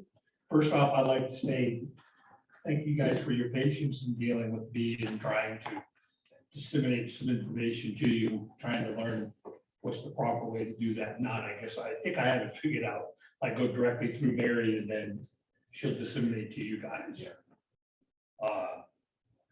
There were some things that were said at this meeting where Rich mentioned like the high water mark for the stairs, you know, the concerns to me were the steps, the septic, the walkway, and whatever else I got in my email. Did you guys get a copy of the email that I sent to Mary with the pictures and stuff? Was this the same one that you sent to me that if I did? Yeah, it was kind of, but I tried to organize it a little better when I sent it to Oh, Mary. you sent another one? Yeah. Because I forwarded your original email to the planning board. So basically what I did Somebody was, asked you. when I left the meeting, sometimes when I leave, it's like I've got more questions than answers. And you had mentioned like the high water mark, like the jurisdiction. So I went to the DEP website and found the actual reference of Mhm. where you find that, what, you know, so I wanted to make sure that everybody knew that, not that I'm assuming you don't, but you probably do, so it's just my way of going about it. Well, the big thing was the minutes where the CEO mentioned, Richard mentioned that place having a 7-bedroom septic system. That's how I came away with the meeting, and so I questioned that. So I looked at the 34A, you know, the file for that lot, and went through the documentation that's there. And in my best estimate, I'm not a plumbing inspector, hopefully you are, or maybe at some point in time. But the original house that was there, that Joe Ryan did, his application showed a replacement of the leach field for a 3-bedroom system. And then the next application for the new garage that they built showed, it didn't label the number of bedrooms, which to me didn't make any sense, because that's how you build the septic system for. It said new garage and bedrooms. It didn't say 1 bedroom, 2 bedroom, or whatever. But when you look at the design, they were using these Elgin units. So these 10 Elgin units, so you went online, I tried to, it made in Connecticut, they actually have a book for Maine when it's done, and through what they described as these 10 Elgin units, and the smallest leach field that you can have, which was checked on that application, that septic is a 2-bedroom deal. So mathematically, to me, that place can only have, it's got 2 septic systems there, but with a total of 5 bedrooms. So it was concerning to me that Richard had said, hey, this place has 7 bedrooms. Being an Airbnb and all the other structures that are there with plumbing and sleeping and whatever, it's a concern of the community that, you know, the aspect of that could be overreached. So I just want to make sure that, not knowing that, I was, how do we figure out what is truly there? You know, so I was, that was my question. The reason how we came up with the 7 bedrooms is because the bunkhouse is considered half. So it's 45 gallons rather than 90 gallons a day. So that's how we came up with the 7-bedroom figures, by the amount of gallons that the septic system was designed to handle. Well, when I look online and that for those Elgin units, which is what they, I'm not familiar with the LG. okay, there's a pamphlet that they put out for the state of Maine. And according to that, and I tried to put that picture in there so you guys can see it. With the 10 Elgin units, and 2 rows of 5, and the bed that they put in there, which was the smallest bed, that's 2 bedrooms. It's not 4. Yeah, well, it'd be 4 in a bunkhouse. Would be the. Yeah. So I guess my question is, and I could put this to you, is what is this total septic system? You know, you say 7 by gallons, but everything that I've read, they come up by So if it's considered 2 full-time bedrooms, you can divide that in half or multiply it by 2 for a bunkhouse. So it'd be 4 bedrooms in a bunkhouse. Okay, so because they're not full-time, Right. So if I'm hearing this right, then the gallonage is associated with basically the bedroom and type of bedroom, full-time or bunkhouse. Mhm. That's what I'm hearing. I'm not an LPI. but that's okay, what I'm hearing. neither am I, that's why I just wanted to raise that question. So I think it's because the bunkhouse doesn't have, you can't have everything. You can't have a cooking facility, bedrooms and a bathroom. So you're lacking one of the 3. Their bunkhouse does though, Yeah, well, we don't know that. I don't. right? I mean, it's just one of those things, Yeah. that got brought up in the last meeting with pictures, with the stuff that Andrew put forth, their bunkhouse does have cooking facilities in it and whatever, so that's there. But that was basically the concerns that I was trying to get information to you guys for the steps was the water line. Mhm. And then Karen Hopkins made the comment about, I tried to get the picture of the book and page of that lot when it was sold back in 72. And the planning board notes that were written on that plan that Don Moser registered about that piece of property never even being, wasn't supposed to be separated as a separate camp lot. So there's pictures, I know Mary, I said Mary the email. Hmm. But, I mean, I've got those too, but I can, but I'm just, I was just trying to give you guys the facts, what to look at. Is basically it. Yeah, no, we saw what Rich sent us, but I don't recall seeing a modified version from Mary, I don't even, Yeah. but but I remember but appreciate that. Hans, check with Mary to see if either that or I can check with Mary to see if there's a memo that didn't make it to us. Either way, I mean, it's there, I gave it to Mary, so if you're interested in seeing it, I was just trying to get that information to you. I can go look at my email. I've got a whole file with everything pertaining to this Yeah. property. And I It just recall- came in, it was a couple days You're ago. talking about the one that shows the steps and the step that's, Yeah, like the steps are already falling apart. is that the email? Okay, That was, because I can access that. it was, the steps were already falling apart. It's not something they need to discuss. Just wanted to get you guys the information. Yeah, Hans, I think this is just gonna be another piece of the puzzle that Do you want to see? no, I don't think we need to, but. Yeah, that's fine. But, that unfortunately you've inherited, And I've read this part about the deed and I did not, what you sent.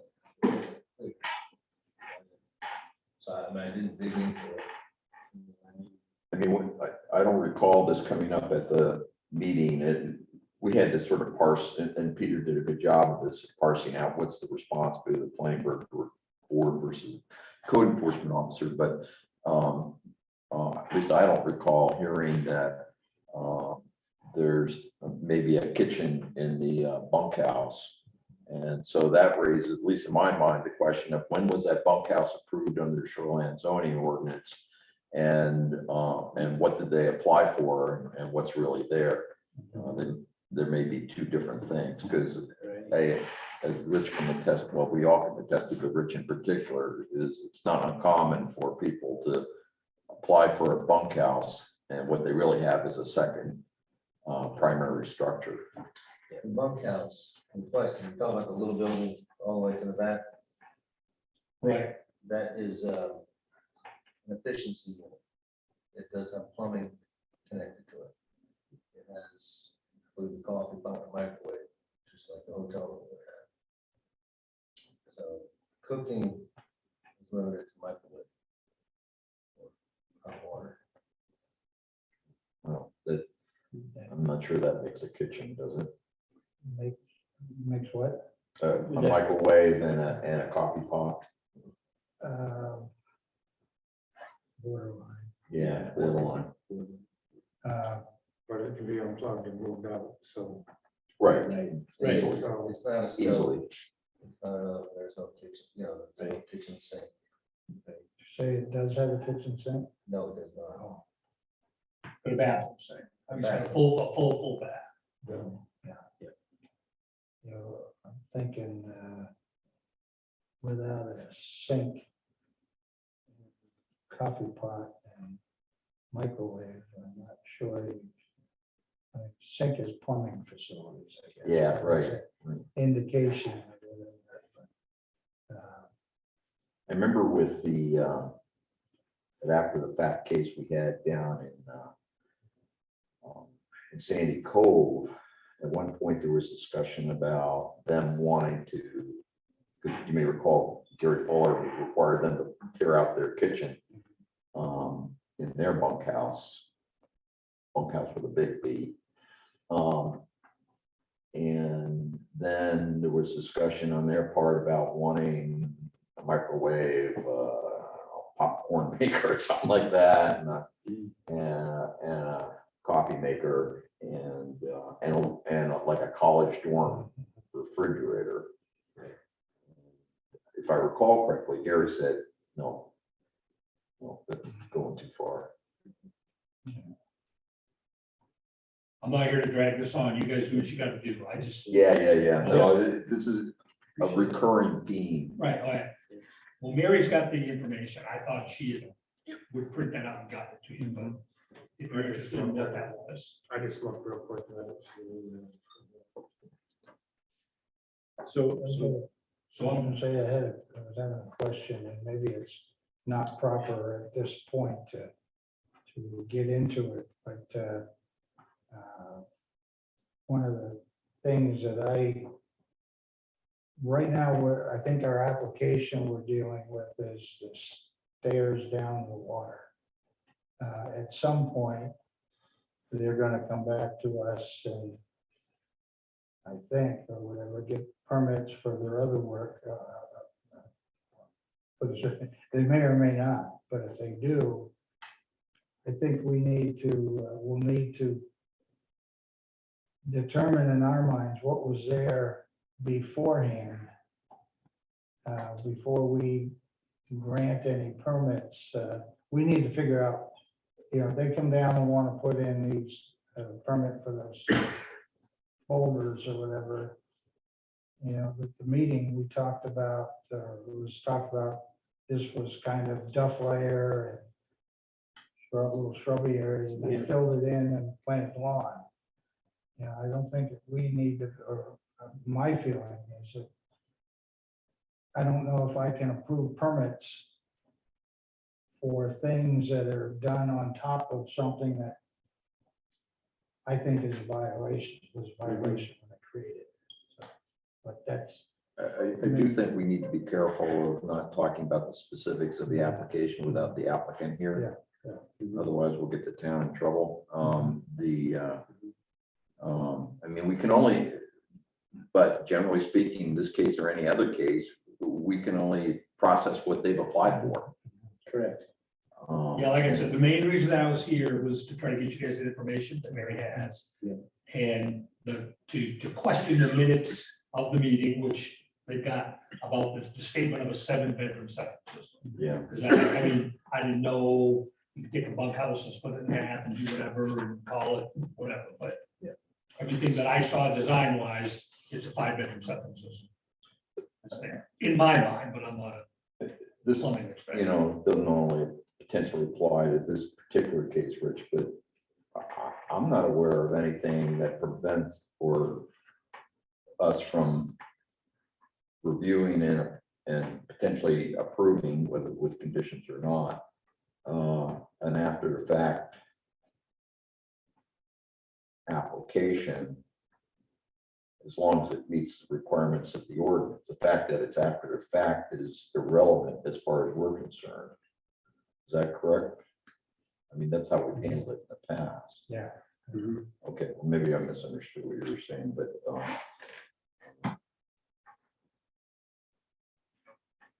yeah, maybe we'll get enough additional applications. I mean, I guess that'll depend on what Hans finds, as he pursues this further from where Richard left off. So I want to get back to you, Shane, about what you saw in the minutes. Did you see what was referenced as the 7? Yeah, Appropriate. So are you satisfied with that part?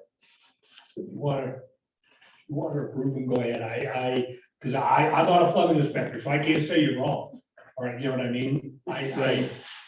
All I can do is question, and my request to Mary was that if it can't be determined what it is, then some type of inspection or evaluation be done by, you know, so that they know, because it's going to be, or it is, it's listed as an Airbnb.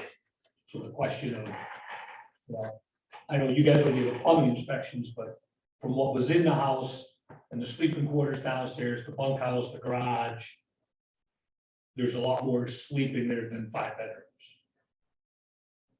Just a question. There's 3 bedrooms in the house. The main house was permitted for a 3-bedroom house.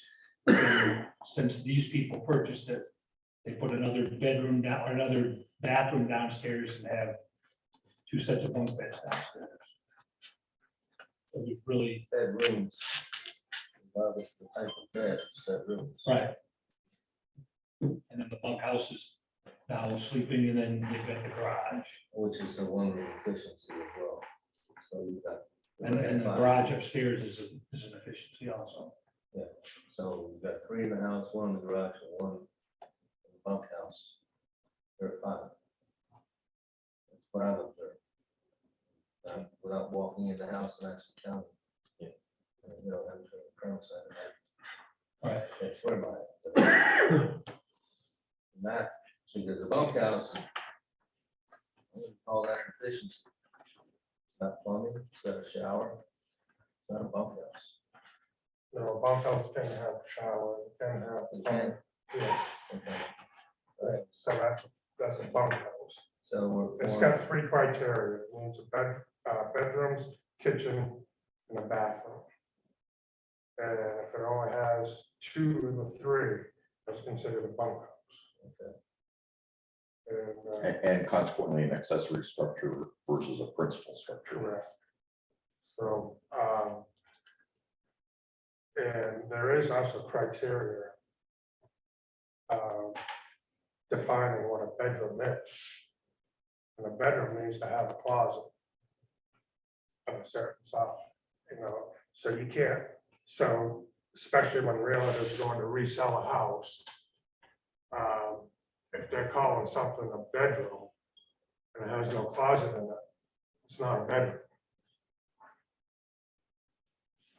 So they can't list this little room that's actually an office or whatever as a bedroom. So, you know, even though they may have a bunk in it, it's still criteria defining what a bedroom is. Like I said, mine was more questions as far as that, as far as the septic goes. It's good stuff. So thank you for bringing that information to Mary. I think most of that is real important for Hans going forward on a day-to-day basis. From a context perspective, it's probably good when, for us, as we hear whatever they present next to us. Right. So I would say, thank you, Craig, for that. I think some good points for Shane to hear about bedroom and what it means and stuff, so. If we may, what edits do we have on the minutes? I know there are maybe some spelling things to correct, but other than that, I want to give a big shout out and thank you to Sarah for doing this. Yeah, absolutely. Very thorough. Was the longest minutes we've had. Yes, and I think that the addendum part was the transcription, if I'm not mistaken, maybe from the video. Yeah. Which was pretty helpful, actually, to read that, reread the verbatim. So, having said that, what edits do we have? And as we say this, we'll be memorializing it through the recording. So, what do we have? Rich, what do we have? I didn't get through it all because I was trying to do edits and there's no way. It's one of the things where if I were to go through this and hit every little thing, it would have taken me half an hour. But First I'd say Shane and Mrs. Chaput is misspelled. If I got it right, it's CHAPUT. Correct. Right? Correct. So changing SHAPPU to CHAPUT. The other thing I had on the first page was third line down on opening remarks. I guess maybe I don't know what the definition of redacting is, but when I think of redacting, I think of somebody lining out things that aren't relevant, or when they redact, I think it's the wrong word. Yeah, I don't- Would revising? Yeah, rather than yeah, redacting yeah, work? That yeah, makes that should sense, yeah. be changed to by redacting as a, has a legal connotation.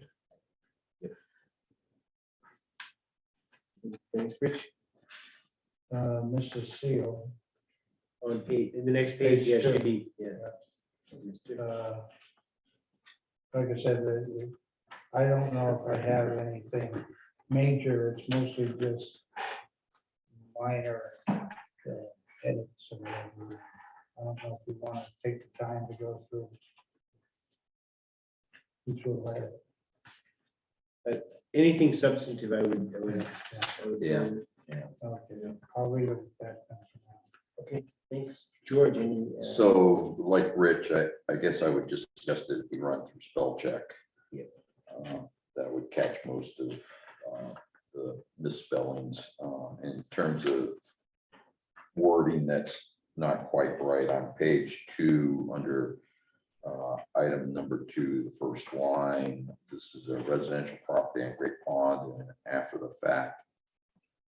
Not construction, but I would suggest something like permit application.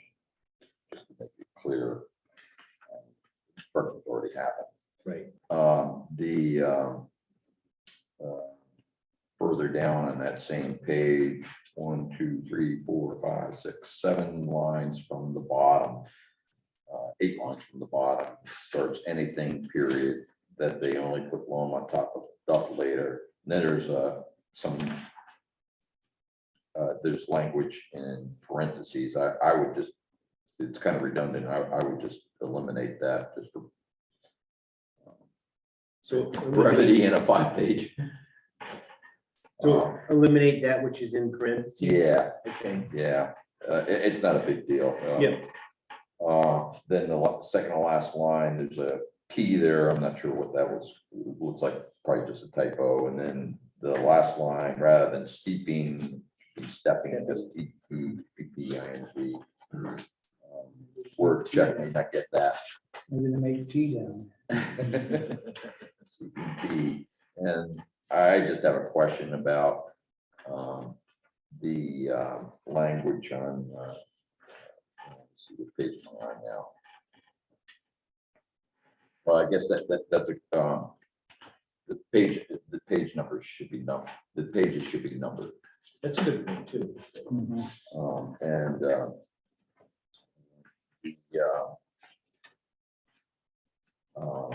so starting on page 3, there are various comments that have been are presented in bold and underlined. It seems a little melodramatic to me, but I would prefer to not emphasize some people's comments and not emphasize others. It seems like we're giving preference, so I would just do away with all the bold and underlining. Okay. So it's more even tone. That's all I have. Thank you, George. Hey, anything else you'd like to see? I'm assuming the CEO is supposed to be the CEO up front.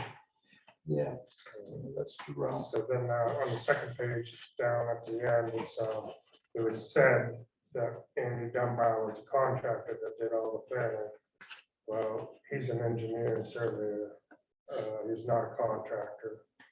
So that should be changed. And it almost sounds like it's hearsay. It was said that Mr. Andy Dunbar was a contractor engineer.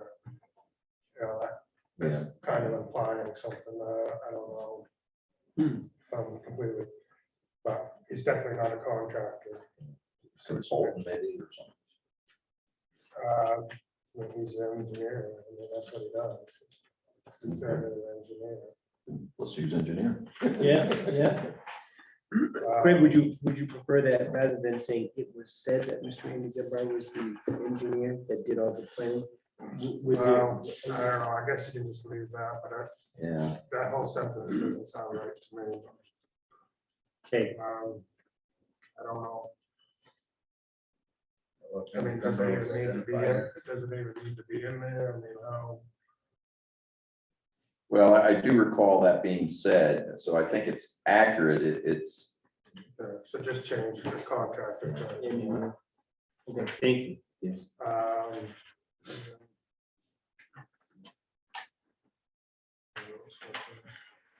So then you go to the CEO update and Dollar General is having gone to the DOT. oh, great. And I will just give an update. I have some surveyors still on the site down there. Oh, yeah. So they're still working on it. What side is? So where the proposed, well, it hasn't been proposed yet, where they're thinking about proposing a new Dollar General is just before the Chandler Road. On that site that's for sale right there. And, Craig, is it the lot that just before Native Notions? Yes. Yeah, exactly. So you may see that. It's only Bill Mitchell's law, right? Yeah. Yeah. So, but just this week, I've seen surveyors there twice. They're still working on it. Funny faces. So other than that, I guess that's it. Okay. I had no other substantive edits or suggestions for edits. So again, I did notice that Sarah did exactly what Richard said. It's minor, but the CEO incumbent. I don't think Hans is the incumbent. Isn't that? you'd be the successor. Yeah, that's right. Oh, yeah, right. I think he was, Richard was just using the wrong word and Right. Sarah picked it up. Mhm. Well, I'll make a motion to approve the minutes as amended. Thank you. I'll second. Motion and second. Any more discussion? All right, all those in favor. So Rich? Yes. George? Yes. Craig? Yes. Me too. 4 in favor, none opposed. And that is it for our agenda. Move to adjourn and second it. No, Okay. sorry. So, I had raised the question of whether we wanted to discuss at a future meeting, adding a second standard condition of approval. Oh, yes. And I don't know when the best time, given our workload, that would be. This isn't urgent. I mean, what I would suggest would be to basically take the language that we use for the commercial development review ordinance and change it as necessary for the shoreline zoning ordinance. So it says that when you get approval from us for a project, you get approval for what you applied for. You don't get approval for anything more or less than that. And in the hopes of that it maybe incrementally makes your job a little easier. And this is based on a conversation I had with Richard. And it's just a question of when you want to do that. The other thing that's hanging out there is we had talked about amending the shoreline zoning ordinance, particularly the land use table with regard to solar facilities within the shoreline zone. Oh, yeah. And so we shouldn't let that get lost, or so we at least discuss it more. Okay. So I would just, and And if it would help facilitate things, I'm happy to throw together a paragraph on suggested language for that standard condition of approval, ship it off to Hans to be placed on it. I don't know about the next meeting, if that's appropriate. I don't know. We got, Commercial. yeah, we got a commercial and some of these shoreline zoning ones maybe be ready to come back to us by then. Mhm. It's hard to know. I would say that I think what you're suggesting is something that we wouldn't have to spend an hour on. No, we It's wouldn't. probably a 15-minute max, I think, discussion, especially if the wording is already proposed and it's up for us to review it and comment or whatever. Yeah, I would agree. And that was on the second point. And then on the first point about including the standing condition. You know, that I think I would want to make sure it's on That was the one I the, was talking oh, about. okay. yeah. So having that on an agenda item so that everybody would know that we're doing it and we can make a formal. I don't know if you have any reservations about that. Corey. Well, why don't I Just do that? stating what you're permitted for is what. Yeah, no, I mean, it's kind of a statement of the obvious, but apparently it's Corey Richard needed. Similar to peanuts, saying this is a process of a peanut facility. So Hans, I'll put that together in draft and send it to you to place on the agenda for the next meeting. Either the next one, might I suggest the first one in November? To Okay. give us time because Okay, yep. I mean, there's a lot in the hopper here there at the is. moment. Yeah, and I do want to make sure we get through some those couple of things. Okay. I'll do that then. All right, first in November. And maybe next year we can look at the wetlands resource protection that we started Oh, yeah. 4 years ago and just kind of died. Yeah, the because of mapping. Things coming Yeah. up, yeah. Reference to 142 Woodland Camp. There's a lot of discussion about every step that has occurred over there. Yeah, it might help to make a bullet point list of each topic. Check them off, approved or not approved, and put it to rest.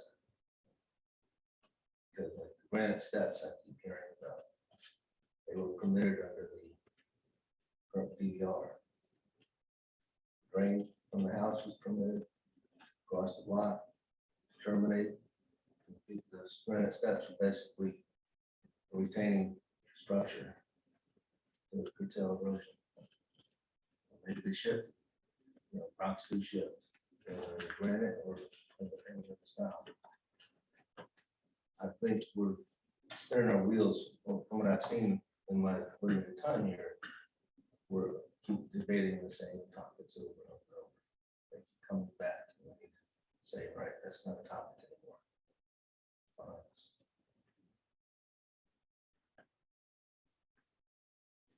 I think it's a good idea.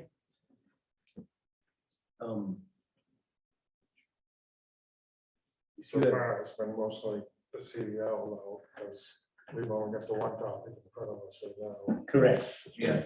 correct. And, And I did want to distinguish between the two areas of concern, right? Because we care about enforcement, but that's not what we have authority on. Right, so what we can do is what's in front of us as a proposed application. There might be context about a site that would be good for you to know about that would come up. This is one particular site that several things have been mentioned. I mean, I believe there were allegations raised about, or questions at least, of whether the bunkhouse was ever approved or not under shoreline zoning. So if that came back to us as an after effect from an application, then we'd have to wallow around in some of the questions we discussed tonight about, bedrooms and whether it's an accessory or principal structure and all that. Just like we did with the Sandy Cove Jones application. Exactly. So, and I don't want to sound like, you know, trying to pass the buck, but it seems like a lot of the things that we're talking about really will probably start and end in your shop. Been reviewing a lot of old emails, and I'm taking them all that pertain to this property and putting them into one file, so that Yeah. I think that they sort them by date, and start over. Yeah. And, you know, all the way back to Gary from the tree time. And I do believe, You know, I don't know. I do believe any documentation that you would have that would say that this point was either permitted or not would be very helpful in your work. Mhm. And if it came up in a conversation about an application that we had in front of us, that could be substantive for us to know about. Or if it's an after the fact permit application, that might be helpful to know. And it would be clear and transparent to anybody who would have something to offer an opinion about. So again, I'm not trying to pass the buck, but I really think that so much of this really starts and stops in your shop. So I like the idea of that bullet point. You know, say, is it or is it not approved? Yeah, and the discussion.